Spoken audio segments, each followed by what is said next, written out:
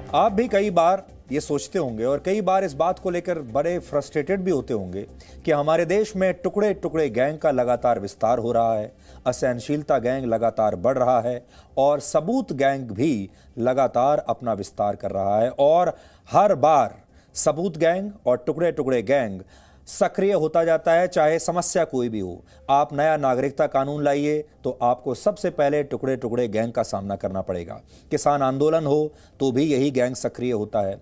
अगर पाकिस्तान के साथ हमारा झगड़ा हो जाए तो भी यही गैंग सक्रिय होता है। अगर चीन हमारी सीमा में घुसा है तो भी यही गैंग सक्रिय हो जाता है। तो आप ये समझिए कि भारत में चाहे मुसीबत कोई भी आए, विवाद कोई भी आए, एक ही गैंग है, यानी उस गैंग के एक ही तरह के सदस्य हैं, एक ही तरह के नेता हैं। ये सारे के सारे लोग सक्रिय हो जाते हैं और उसके बाद भारत के खिलाफ ही काम करने लगते हैं। और हर बार, चाहे बात किसानों की हो, चाहे बात चीन की हो, चाहे बात पाकिस्तान की हो, चाहे बात नागरिकता कानून की हो, चाहे बात कश्मीर की हो, सबसे पहले ये सारे लोग धर्म का एंगल उसमें लाते हैं, धर्मनिरपेक्षता का एंगल उसके अंदर लाते हैं, सेकुलरिज्म का एंगल लाते हैं, फ्रीडम ऑफ स्पीच का एंगल लाते हैं, अभिव्यक्ति की आज़ादी का एंगल लाते हैं। और फिर ये कहते हैं कि अभिव्यक्ति की आज़ादी के नाम पर इन्हें कुछ भी करने की पूरी आज़ादी होनी चाहिए। ये चाहे कुछ भी कहें, कुछ भी बोलें, कुछ भी लिखें, इन्हें कोई रोक नहीं सकता। इन्हें हर तरह की आज़ादी चाहिए। अब बड़ा सवाल यह है कि यह आज़ादी रुके कैसे। यह आज़ादी अनलिमिटेड तो नहीं हो सकती, लेकिन अभी तक जो छवि सबके मन में बनाई गई है वो ये है कि लोकतंत्र में, लोकतंत्र के नाम पर आपको अनलिमिटेड आज़ादी मिलती है और धर्मनिरपेक्षता के नाम पर भी आपको अनलिमिटेड आज़ादी मिलती है और धर्म के नाम पर आपको कुछ भी करने की आज़ादी मिलनी चाहिए। लोग ऐसा कहते हैं और इसीलिए लोग कहते हैं कि हमारे पर्सनल लॉज हैं, यानी हमारे धर्म में इस बात की इजाज़त है। आपके संविधान में इस बात की इजाज़त हो या ना हो, लेकिन आपके धर्म में अगर इस बात की इजाज़त है तो लोग ये मानकर चलते हैं कि धर्म देश से ऊपर है और धर्म संविधान से ऊपर है। अब बड़ी लड़ाई यह है कि संविधान बड़ा है या धर्म बड़ा है, धर्म बड़ा है या जिस देश में आप रहते हैं वो देश बड़ा है। और दुनिया भर के जो लोकतांत्रिक देश हैं वो अब इस समस्या से परेशान हो रहे हैं, चाहे वो भारत जैसे देश हों या फिर दूसरे बड़े देश हों जहां पर लोकतंत्र इस समय चल रहा है। लेकिन एक ऐसा देश है जो पूरी दुनिया में अब इससे अलग दिखाई दे रहा है और एक ऐसा देश है और एक ऐसा नेता है जिसने अब इस समस्या का हल बड़ी बहादुरी के साथ ढूंढ निकाला है और उस देश का नाम है फ्रांस। तो आज हम सबसे पहले फ्रांस में लाए गए एक नए और क्रांतिकारी कानून के बारे में आपको बताना चाहते हैं और पूरी दुनिया को यह चुनौती देना चाहते हैं कि क्या दुनिया के किसी और देश में है इतनी हिम्मत कि वो इस तरह का कानून अपने देश में ला सके। इसलिए इस कानून की चर्चा तो दुनिया भर में हो रही है, लेकिन मुझे नहीं लगता कि दुनिया भर में किसी भी और देश में इतनी हिम्मत होगी, इतनी बहादुरी होगी कि वो ऐसा कानून अपने देश में ला सके जो कि इमैनुअल मैक्रो ने किया है। और इस समय यह कानून दुनिया के लिए सबसे बड़ी खबर बन चुका है। रीइंफोर्सिंग रिपब्लिकन प्रिंसिपल्स इस कानून का नाम है और यह कानून फ्रांस के निचले सदन में, वहां की पार्लियामेंट में पास हो चुका है और इसे एंटी सेपरेटिज्म लॉ भी कहा जा रहा है। हिंदी में इसका अर्थ है धार्मिक कट्टरपंथी ताकतों और अलगाववादियों को रोकने के लिए लाया गया नया कानून, यानी यह धार्मिक कट्टरवाद को रोकने के लिए लाया गया कानून है। इस कानून में कहीं भी इस्लाम शब्द का इस्तेमाल नहीं किया गया है। इस बात का आप याद रखिएगा, इस्लाम का इसमें इस्तेमाल नहीं है, धार्मिक कट्टरवाद को रोकने के लिए है, इस्लाम को रोकने के लिए नहीं। लेकिन बहुत सारे लोग यही समझेंगे। लेकिन कहा जा रहा है कि यहां धार्मिक कट्टरपंथी ताकतों से मतलब इस्लामिक कट्टरपंथ से ही है, क्योंकि फ्रांस इन दिनों इस्लामिक कट्टरपंथी ताकतों से ही बहुत परेशान रहा है। इस कानून का मकसद है धार्मिक कट्टरपंथ को रोकना, लोगों को अलगाववाद के रास्ते से हटाकर विकास के रास्ते पर ले जाना। अब सोचिए, आपको कुछ जाना पहचाना नहीं लग रहा? क्या आपको यह नहीं लग रहा कि यही सारी चुनौतियां तो हमारे देश में भी हैं? ज्यादा सुरक्षित और ज्यादा धर्मनिरपेक्ष माहौल पैदा करना, यह इस कानून का मकसद है। यानी इन उद्देश्यों को हासिल करने के लिए फ्रांस कट्टरपंथी ताकतों से भी टकराने के लिए अब बिल्कुल तैयार है।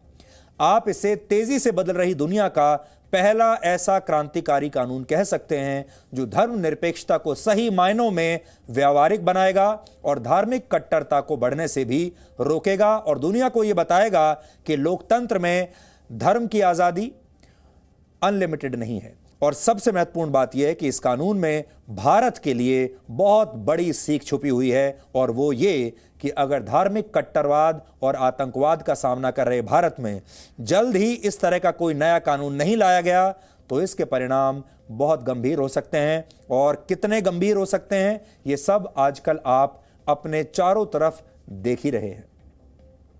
यानी फ्रांस में लाए गए कानून से भारत बहुत कुछ सीख सकता है, और ये बातें कौन सी हैं जो हमें सीखनी है, इसी के बारे में आज हम आपको बताएंगे। इसलिए ये मत समझिए कि ये कानून फ्रांस का है और इससे आपको कोई लेना देना नहीं है। ये कानून असल में फ्रांस से भी पहले भारत में आ जाना चाहिए था, लेकिन भारत बहुत लेट चल रहा है हमेशा की तरह।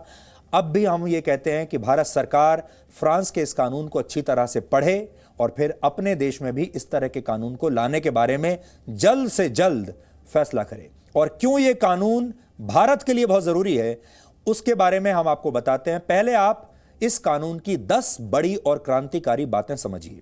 इस कानून में नया क्या है? पहली बात, अगर कोई व्यक्ति यह कहता है कि उसकी पत्नी या बच्ची की मेडिकल जांच सिर्फ पुरुष डॉक्टर ही करेगा, या शादी के लिए अगर कोई व्यक्ति किसी लड़की को मजबूर करता है अब, या एक से ज्यादा शादी करता है, तो उस पर फ्रांस में 13 लाख रुपए के जुर्माने का प्रावधान इस कानून में है। और शरिया कानून के मुताबिक कोई भी मुसलमान 4 शादी कर सकता है, आप सब जानते हैं। लेकिन फ्रांस में अब कोई भी मुसलमान शरिया कानून के तहत 4 शादियां नहीं कर पाएगा। इसलिए फ्रांस में फ्रांस का कानून चलेगा, मुस्लिम या इस्लाम का शरिया कानून नहीं चलेगा। दूसरी बात, इस कानून में सैमुअल पैटी के नाम से एक प्रावधान जोड़ा गया है, जिसकी वजह से इसे सैमुअल पैटी लॉ भी कहा जा रहा है। इसके तहत अगर कोई व्यक्ति किसी सरकारी कर्मचारी या अधिकारी के खिलाफ उससे जुड़ी निजी जानकारियों को सोशल मीडिया पर शेयर करता है तो उस पर लगभग 40 लाख रुपए का जुर्माना होगा और इसमें 3 साल की जेल भी होगी। सैमुअल पैटी फ्रांस के एक शिक्षक थे, आपको याद होगा, जिनकी पिछले साल अक्टूबर में हत्या कर दी गई थी। सैमुअल पैटी ने अभिव्यक्ति के अधिकार पर चर्चा करते हुए अपने स्कूल के कुछ छात्रों को पैगंबर मोहम्मद साहब का एक विवादास्पद कार्टून दिखा दिया था, जिसके बाद स्कूल के ही एक छात्र ने यह जानकारी पहले अपने परिवार को दी और उसके बाद ये जानकारी बाहर लीक हो गई और बाद में 18 साल के एक लड़के ने इस शिक्षक की हत्या कर दी थी। और जो ये हत्यारा था 18 साल का लड़का, ये 6 वर्ष की उम्र में रशिया के एक प्रांत चेचनिया से एक शरणार्थी के रूप में फ्रांस आया और इसका नाम अब्दुल्लाह एंजरोव था। तो अब आप ये समझ लीजिए कि बड़ी समस्या जो फ्रांस को हो रही है वो ये कि बाहर से बहुत सारे लोग शरणार्थी बनकर फ्रांस में आ रहे हैं। फ्रांस उनकी मदद कर रहा है और ये शरणार्थी आते तो हैं मदद के बहाने और थोड़े दिन के बाद वहां मालिक बनकर बैठ जाते हैं और फिर फ्रांस की सरकार से और फ्रांस के लोगों से अपना हक मांगने लगते हैं। यानी जो सारी सुविधाएं उन्हें रहने की जगह मदद के नाम पर दी जा रही थी उसे वो अपना हक मानने लगते हैं और फिर ये कहते हैं कि अगर आपने हमारे धर्म के खिलाफ कोई बात की तो हम आपकी हत्या कर देंगे। तीसरी बात, सभी नागरिकों को फ्रांस की धर्मनिरपेक्षता का सम्मान अब करना होगा, चाहे वो किसी भी धर्म के हैं। चौथी बात, अगर कोई व्यक्ति फ्रांस के किसी भी सरकारी अधिकारी या जनप्रतिनिधि को डराता है और उसे फ्रांस के धर्मनिरपेक्ष मूल्यों के खिलाफ जाने के लिए मजबूर करता है तो 5 साल की जेल और करीब 65 लाख रुपए का जुर्माना होगा। पांचवी बात, अगर कोई व्यक्ति अपने बच्चों को अपने घर पर ही पढ़ाना चाहता है तो उसे फ्रांस की सरकार से पहले इसकी अनुमति लेनी होगी और इसकी ठोस वजह भी बतानी होगी और सरकार यह भी देखेगी कि घर में आप अपने बच्चों को क्या पढ़ा रहे हैं और अपने बच्चों के छोटे बच्चों के दिमाग में कहीं धार्मिक कट्टरवाद तो नहीं डाल रहे हैं। सरकार को इसकी पूरी छूट होगी क्योंकि बहुत सारे लोग वहां पर ऐसे हैं, खासतौर पर इस्लाम मानने वाले लोग, जो अब अपने बच्चों को स्कूल नहीं भेजते, अपने घर में पढ़ाते हैं और किसी को ये नहीं पता होता कि वो अपने बच्चों के दिमाग में किस तरह के विचार डाल रहे हैं। लेकिन अब सरकार इस पर नजर रखेगी। छठी बात, सरकार के प्रतिनिधि ये सुनिश्चित करेंगे कि खेल कूद में किसी तरह का कोई लिंग भेदभाव ना हो। जैसे लड़कियों के लिए मांग होती है कि उनके लिए अलग स्विमिंग पूल होगा, उनके लिए अलग कपड़े होंगे, और लड़कों के लिए अलग स्विमिंग पूल होगा। फ्रांस की सरकार अब इसकी इजाजत नहीं देगी।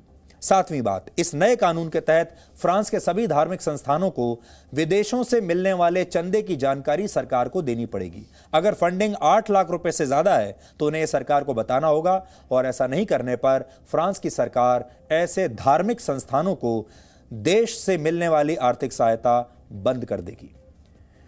आठवीं बात, जिन अलग अलग समूहों और संस्थाओं को सरकार से विशेष सहायता मिलती है उन्हें एक समझौते पर हस्ताक्षर करने होंगे।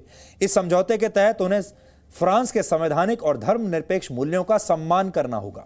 नौवीं बात, धार्मिक संस्थानों में ऐसे भाषण नहीं दिए जा सकेंगे जिनसे दो समुदायों के बीच टकराव पैदा होता हो। 10वीं बात, जिन लोगों पर फ्रांस में आतंकवादी गतिविधियों में शामिल होने का आरोप होगा, ऐसे लोगों पर धार्मिक संस्थानों में हिस्सा लेने पर 10 साल के लिए पाबंदी लगा दी जाएगी। एक और बड़ी बात है जो आपको बहुत ध्यान से सुननी चाहिए। फ्रांस में अब धार्मिक चिन्हों के प्रदर्शन पर पूरा प्रतिबंध होगा। आप धार्मिक चिन्हों का प्रदर्शन नहीं कर सकते। यहां तक कि अब तक फ्रांस के सरकारी दफ्तरों में मुस्लिम महिलाएं बुर्का और हिजाब पहनकर नहीं जा सकती थी सरकारी दफ्तरों में, लेकिन अब इस कानून के तहत जो प्राइवेट कंपनियां हैं उन्हें भी इसके दायरे में लाया गया है, और जो जन सुविधाओं से जुड़ी हुई हैं जैसे ट्रेन, बस, रेस्टोरेंट्स और दूसरी जो सेवाएं हैं उनसे जुड़ी हुई प्राइवेट संस्थाओं में भी अब आप बुर्का पहनकर नहीं जा सकते।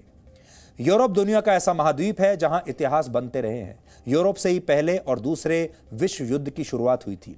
यूरोप के देश शीत युद्ध के केंद्र में रहे हैं, और अब यूरोप के ही एक देश फ्रांस ने पहली बार अपनी जमीन से धार्मिक कट्टरपंथ के खिलाफ युद्ध छेड़ने का ऐलान कर दिया है। हालांकि फ्रांस को ऐसा क्यों करना पड़ा, अब आप ये समझिए। इसकी दो बड़ी वजह हैं। पहला कारण है दूसरे देशों से आए शरणार्थी जो अब वहां के मूल निवासियों को परेशान कर रहे हैं, तंग कर रहे हैं, और दूसरी वजह है फ्रांस में कट्टर इस्लामिक आतंकवाद की बढ़ती हुई घटनाएं। सबसे पहले आपको पहली वजह के बारे में बताते हैं।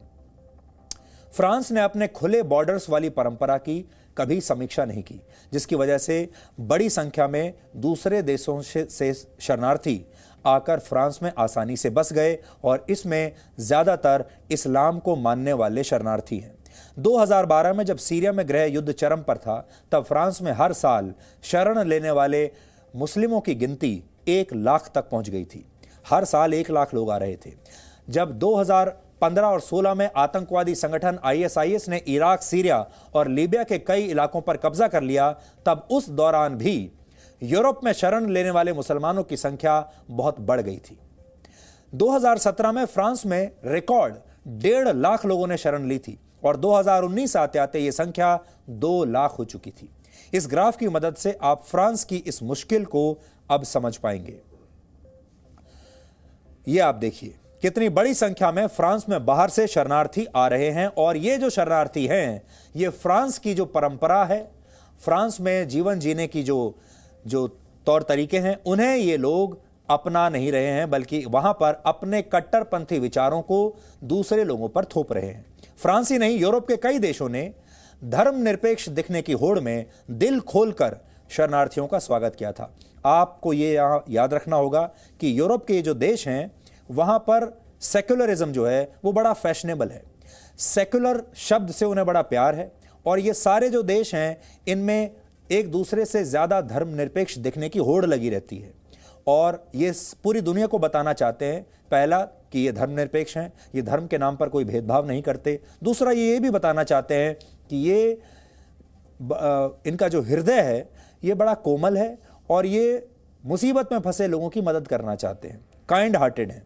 और शरणार्थियों को बसने के लिए इन्होंने अपने देशों में खुलकर शरणार्थियों को जगह दी। बाद में यही लोग फ्रांस और यूरोप के देशों के संवैधानिक और धर्मनिरपेक्ष मूल्यों को चुनौती देने लगे। यानी जो लोग बाहर से मेहमान बनकर आए थे, शरणार्थी बनकर आए थे, वो थोड़े दिनों के बाद ही अपने आप को इस देश का मालिक समझने लगे। अगर हम अपनी भाषा में इसे आपको एक्सप्लेन करें तो ये ठीक उसी तरह है जैसे आप अपने घर में हैं और बाहर बहुत ठंड हो रही है या बहुत बरसात है, और कोई असहाय व्यक्ति या कोई असहाय गरीब परिवार बाहर खड़ा हुआ है, उसके पास खाने पीने के लिए जगह नहीं है, सर ढकने के लिए उसके पास छत नहीं है, कपड़े नहीं हैं, और आप बहुत दयालु अपने आप को बनाते हुए इस परिवार को अपने घर में शरण दे देते हैं। और आपके घर में जो भी जगह है, चाहे आप कितने भी छोटे घर में रहते हैं, अगर आपके घर में कोई छोटा कमरा खाली है तो आप इस परिवार को वहां पर रहने के लिए शरण दे देते हैं, और आप कहते हैं कि हम जो रूखा सूखा खाते हैं उसी में से हम आपको भी दे देंगे, आप भी हमारे साथ भोजन कर सकते हैं, आप हमारे साथ कुछ दिन के लिए रह सकते हैं, हम आपकी मदद करेंगे, क्योंकि आप एक दयालु व्यक्ति हैं। और कुछ दिन के बाद ये परिवार अपने आप को आपके ही घर का, या आपने जो कमरा इन्हें दिया है रहने के लिए, उसका मालिक समझने लगे। और शुरू में जो आपने कहा था कि आप रूखा सूखा जो खाते हैं वही ये भी खा लेंगे, लेकिन थोड़े दिन के बाद ये जो शरणार्थी परिवार है ये रूखा सूखा खाने से इनकार कर देगा और ये कहेगा कि मान लीजिए अगर आप वेजिटेरियन हैं तो ये आपसे कहेंगे कि हम तो नॉन वेजिटेरियन खाना खाते हैं और आपको ये खाना हमें देना ही पड़ेगा। अगर आप नहीं देंगे तो कोई बात नहीं, हम बाहर से खुद ले आएंगे, या हमारे जो बाकी दोस्त लोग हैं उन्हें भी हम आपके घर में बुलाना चाहते हैं और हम अपने घर में ही अपना खाना बना लेंगे। और धीरे धीरे धीरे ये आपके पूरे घर में आपके जो कानून चलते हैं, आप अपने घर में जिस तरीके से रहते हैं, आपका जो व्यवहार है, आप जिस तरीके से अपना जीवन यापन करते हैं, उसे ये लोग कंट्रोल कर लेंगे और आपको इनकी बात माननी पड़ेगी, क्योंकि धीरे धीरे धीरे इनकी संख्या बढ़ती चली जाएगी। पहले इनके ये कहेंगे हम अपने परिवार के दूसरे सदस्यों को भी ला रहे हैं, फिर इनके दोस्त भी आ जाएंगे और धीरे धीरे ये आपको आपके ही घर में अजनबी बना देंगे। ये सब कुछ हुआ है यूरोप के देशों में, क्योंकि और यूरोप के देशों के साथ यही हुआ। फ्रांस में जो कानून आया है उसकी एक बहुत बड़ी वजह यही है, क्योंकि बाहर से कुछ असहाय लोग आए जिन्होंने सबसे पहले विनती की, रिक्वेस्ट की कि हमें किसी तरीके से बचा लीजिए, अपने देश में शरण दे दीजिए। जब शरण दे दी, जान बच गई, उसके बाद इन लोगों ने अपना असली रूप दिखाया और फिर अपने हक मांगने लगे और उसके बाद इन्होंने कहा कि ये तो हमारा हक है और हम इसे लेकर रहेंगे, और अगर आपने नहीं दिया तो हम खुलेआम सड़कों पर निकलेंगे और आपकी हत्या कर देंगे। अब आपको इसकी दूसरी वजह बताते हैं। यह वजह है फ्रांस में कट्टर इस्लामिक आतंकवाद की लगातार बढ़ती घटनाएं, और इन घटनाओं की जड़ में वही मुस्लिम शरणार्थी हैं जिनके लिए फ्रांस ने कभी अपनी सीमाओं को बड़ा दयालु बनते हुए खोल दिया था। बाद में उसे यह समझ में आया कि उससे बहुत बड़ी गलती हो गई है। इसे भी आप कुछ उदाहरण से समझिए। फ्रांस में पिछले 5 वर्षों में 10 बड़े आतंकवादी हमले हुए हैं और इन हमलों में 250 से ज्यादा लोग मारे गए। 7 जनवरी 2015 को पेरिस में शार्ली हेब्दो नामक एक मैगजीन के दफ्तर पर आतंकी हमला हुआ था। 12 निर्दोष लोग मारे गए थे। शार्ली हेब्दो फ्रांस की एक वीकली मैगजीन है और उसके दफ्तर पर यह हमला पैगंबर मोहम्मद साहब का एक विवादास्पद कार्टून छापने के लिए हुआ।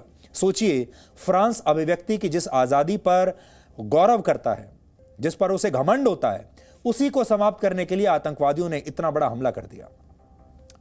13 नवंबर 2015 को फ्रांस में सुनियोजित तरीके से कई आतंकवादी हमले हुए जिनमें 130 लोग मारे गए थे। फिर 14 जुलाई 2016 को फ्रांस के नीस शहर में एक आतंकवादी ने भीड़ पर ट्रक चढ़ा दिया, 84 लोग मारे गए थे। 3 अक्टूबर 2019 को एक आतंकवादी ने 3 पुलिस अधिकारियों और एक नागरिक की गोली मारकर हत्या की। 16 अक्टूबर 2020 को एक अलगाववादी ने सैमुअल पैटी नाम के एक शिक्षक की हत्या कर दी। इस आतंकवादी हत्यारे का नाम अब्दुल्लाह अंजरोव था, जो हम आपको बता चुके हैं, और ये 6 साल की उम्र में ही रशिया से एक शरणार्थी के रूप में फ्रांस आया था और 12 साल से फ्रांस में रह रहा था। अब आप समझ गए होंगे कि फ्रांस में इस कानून को लाने की इतनी जरूरत क्यों पड़ी। Presenting B News app available on Google Play and App Store. Download it now.